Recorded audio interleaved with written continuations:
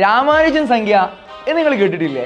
ശ്രീനിവാസ രാമാനുജൻ ലണ്ടനിൽ സുഖമില്ലാതെ ഒരു ഹോസ്പിറ്റലിലായിരിക്കുന്ന സമയത്ത് GH ഹാർഡി അദ്ദേഹത്തെ കാണാൻ വരികയും ആ സമയത്ത് അദ്ദേഹത്തിന്റെ കാറിന്റെ നമ്പർ രാമാനുജൻ ശ്രദ്ധിക്കുകയും ചെയ്തു. 1729 എന്നായിരുന്നു ആ നമ്പർ. എന്തെല്ലാമാണ് 1729 എന്ന നമ്പറിന്റെ പ്രത്യേകത എന്ന് നമുക്ക് നോക്കിയാലോ.